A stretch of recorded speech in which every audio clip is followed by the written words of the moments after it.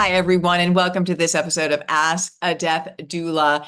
Remember that the Good Death book is ready for orders for pre-sale. And when you get your book, you also get a free ticket to the live masterclass. It's going to be a full day of experiences.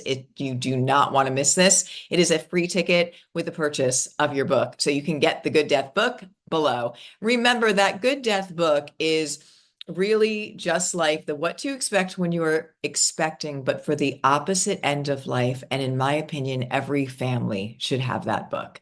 Okay, let's dive into today's topic. It is going to be about grief at the holidays.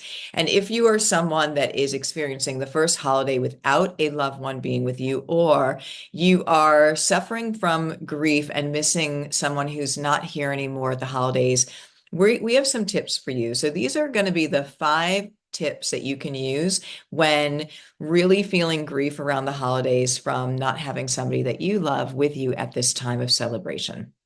So let's begin with this. The holidays.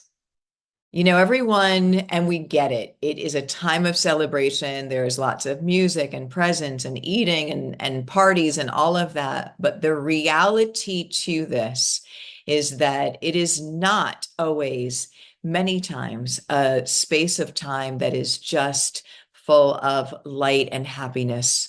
It can quite bring up very heavy memories and emotions for many people, especially when they have gone through their lives and had holiday celebrations with family members and loved ones. And now there is somebody that's going to be absent from that event. We have to talk about the reality of, and not gloss over the fact that the holidays and celebrations can be really the opposite and extremely painful for people, especially when there is the absence of a loved one. So, what we want to talk about today is 5 tips that you can use if you are experiencing the holidays for the first time without somebody that you love, or you are carrying grief with you into this holiday and missing those in their physical form that are not here with us celebrating. So here's 5 things. So I want to start out again by acknowledging that we just don't want to assume that everyone at the holiday time is having the best time and carefree and all of that. There's lots of stress. There's lots of financial burden. There's lots of past memories that come up from holidays, and of course, grief around the holidays. So let's talk about the first issue at hand. And the first issue at hand that's making grief so very complicated is the removal and understanding of the natural, sacred experience that end of life is. So that's the first and one of the foremost things that I want to say is why, in my opinion, we are suffering from intense, complicated grief at this very moment, is because we don't know the truth about end of life. We don't know about the natural process that it is. We don't know how to support people we love at the end of life because it's a skill that has been lost today. We don't know the sacred experiences that are so common in the end of life space. One of the things that struck me immediately working in this space was the same things that people would say at the end of life, no matter what culture and religion. And I thought, wow, we're not taking note of this, of what they want you to know and what they're saying they're experiencing. And by the way, if you have fear of end of life, when you are aware of the truth of it, it will not only remove your fear of it, but it will set you in a whole different perspective of what the life's journey is about. And if you thought that maybe end of life is final and you won't see those ever again that have had their end of life, when you hear from people who are at the end of life about what they're experiencing and what they want you to know, it will change your perception and perspective. And I will tell you, for me, I have absolutely no doubt in any cell of my being that this is final. There is no doubt that the fact that the end of life in the physical form, yes, that's going to be a final experience for this journey. but that life goes on. There's no doubt in my mind what people have shared. And again, all different cultures and religions. I've been honored and blessed to be with over 1,000 people at the end of life. And the common things they share that they experience, what they say, changes everything. So the fact that we've removed that, we're missing out on the universal laws and truths about what life is about, the bigger picture that's happening here, but also the undeniable, in my opinion, truth that we will be reunited with our loved ones, that they're always around us, just in a different way. And so when we come to this space of intense heaviness at holidays, not having the physical person here, let's bring back some rituals of what we can do to help ease that, and also to bring in their memory and their energy into the current holiday season, because their love is one thought away in the right way, bringing back the memories and bringing back the ritual, and bringing back the shares of what they used to contribute is something that we can, with intention, bring back at this very moment. And that brings back them into this holiday celebration. So let's talk about a few things we can do. Number one, and very easy lift. And also I wanted to bring things to mind that you can do with all different age groups, because we know, and this is one thing that we have to be really aware of, is that children understand that the person's missing, that not physically here. And one of the best things that we could ever do for our children is be giving them, with age appropriate understanding, the understanding about end of life as best we can. The understanding about the memories in our heart are always there. So when we talk about bringing ritual back at the holidays, we want to try and include things that can include every different age group. And here are a few that we can do. So the first is, what about your loved one that you remember from a standpoint? Did they have a favorite dish that they contributed? So funny, because we just had our Thanksgiving holiday, right? Not too long ago. And everyone has their favorite dish that they bring to the Thanksgiving. You know, somebody was famous with their cranberry pie, and somebody was famous with their oyster stuffing, and different things that we're all known for. And so is there a dish that that loved one that is physically no longer here, can you make that dish in their honor? And can you include different ages into the kitchen that we can all contribute to making this dish in grandma's memory? Let's just say it's grandma. And that's something, it's an activity that you can do. You can do it together. All different age groups can participate in it. And then you can make her, let's just say it's her oyster stuffing. You can make that recipe in her honor like she's there. And that is a beautiful thing that we can do. And then there are many other ways that we can honor people. But again, thinking in terms that at the holidays, that everyone is a part of this is really important, to incorporate a ritual that everyone can take part in. So a wonderful option is to give presents out from the person who's not physically here. So let's give we'll use grandma as our example. Grandma is not here, and grandma used to always give the sweetest ornaments to everyone. She loved that, so that you can build your own ornament collection that you would have with your families. That was her thing. Sometimes she would, just go to let's just say she would go to the Christmas market and pick out different ornaments for each individual family member. You can assume that role and give out those ornaments from grandma to everyone, just like she's here. So you're doing that work for her, but it's bringing back her memory and her ritual, and her love is being present in this moment. Now, if it's not an ornament type of thing, it can be anything. You can give little presents from her to people. You can also do a grab bag, meaning you can pick names where everyone gets a person's name and will buy that present in the name of grandma to give to that person. So there are different ways that you can do that to bring in, again, the memory and the love into the present moment that everyone can take part in. And again, these things are very important that we do, because when you are missing somebody and they're not physically here, it doesn't mean that you can't bring in the love that they are always going to have that they can contribute. It's a question, are we going to do that lift? Are we going to be able to incorporate a ritual in their name and things we can do? And that's what we're missing, in my opinion, two major things. Missing, number one, the truth about end of life, because if we heard the truth about it, we would create healing, we would create closure, we would create an open loop of life continuing on. And just maybe, and all you need is to have that hope. So I'm not telling you what you need to believe. I'll tell you very honestly what I believe, but I'll also tell you, if I share stories with you from people at the end of life, what they're seeing, what they're experiencing, what they want you to know, just if you have that, just that little piece of hope that maybe there is more, can be all the healing that you need to have that door open. Now, I'm going to tell you that I fully believe it because I have been exposed to so much and seen so much beauty and love and the common things that people have said. But this might be a very new space for you. So stepping into that space and learning more about it can be extremely healing. The second part of how we heal is ritual.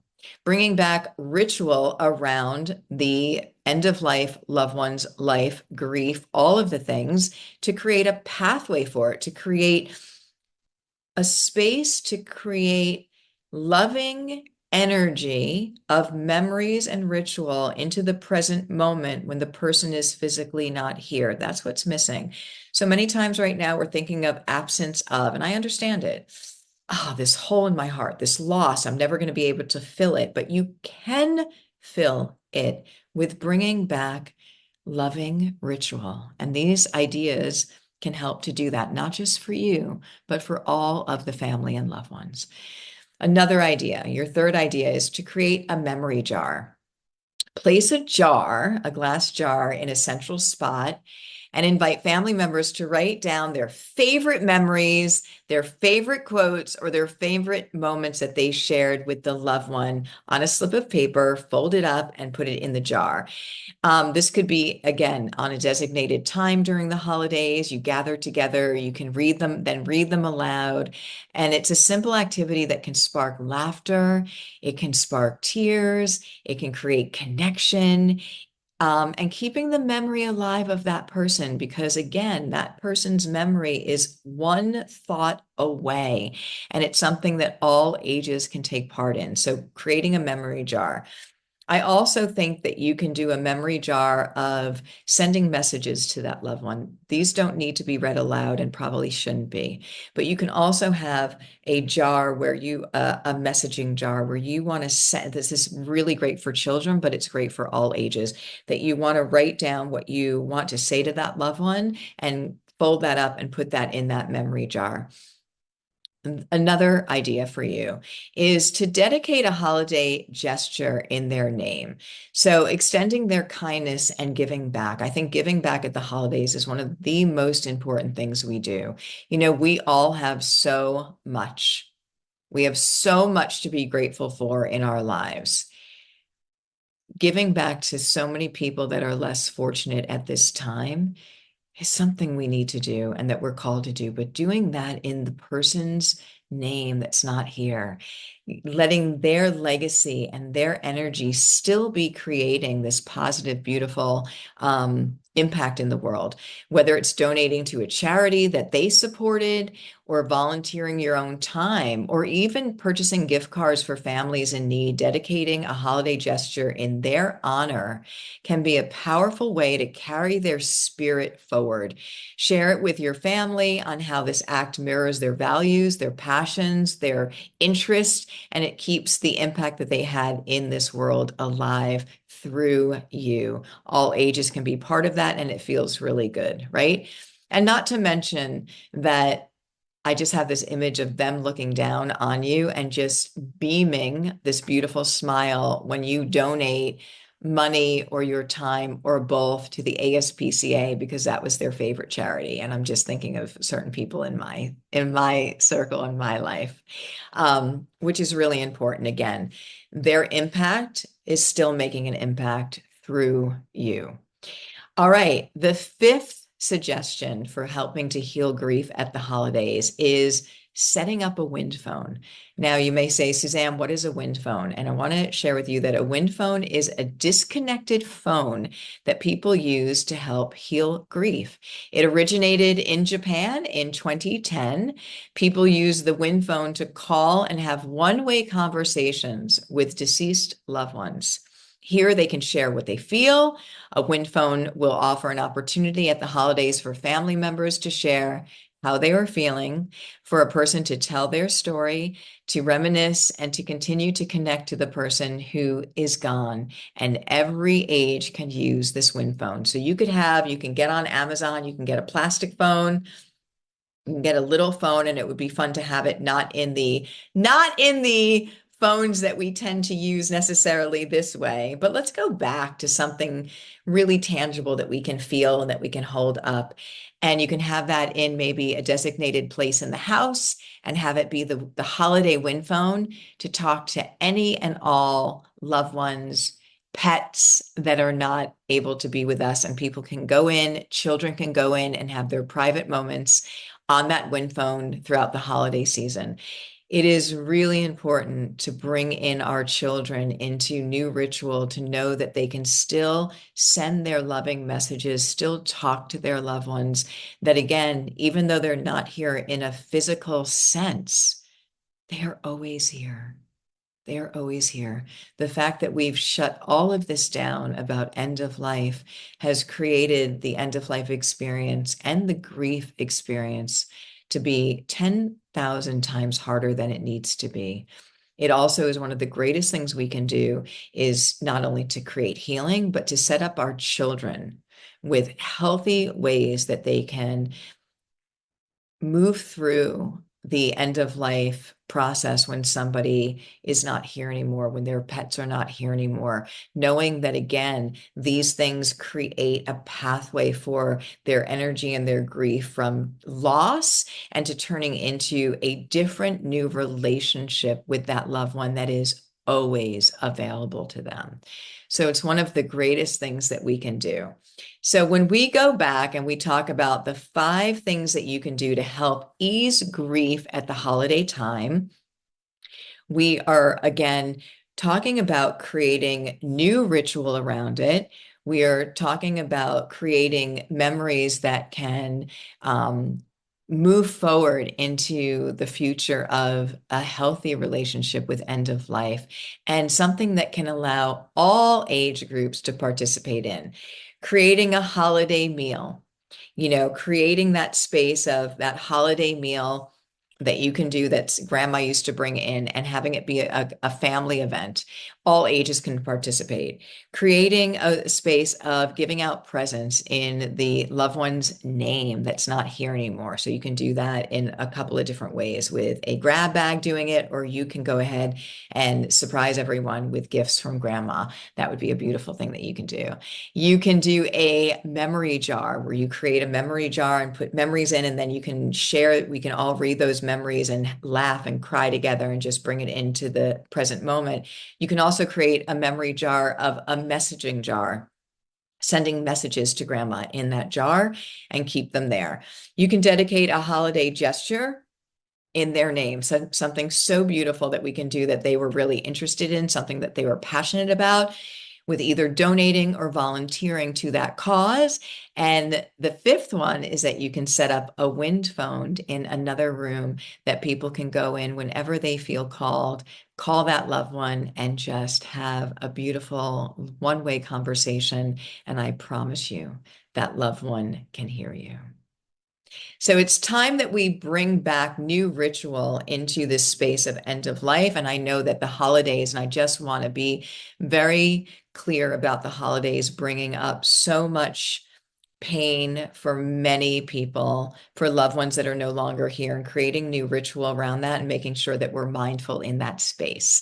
So those are the suggestions. I am sending you all so much love. If you have questions around that, leave a comment below and leave a suggestion if you have another suggestions on how people can help to alleviate the feeling of grief around the holidays, because we are in this together. I love you guys so very much. This was Ask a Death Doula. Please grab your ticket to the free live event, the Good Death, Good Life event that is going to come with just the purchase of one of the Good Death books. This is a book that every family should have. It will change your life. You can get it with the link below. Thank you all so much and happy holidays to you. Sending you so much love. We'll see you in the next podcast.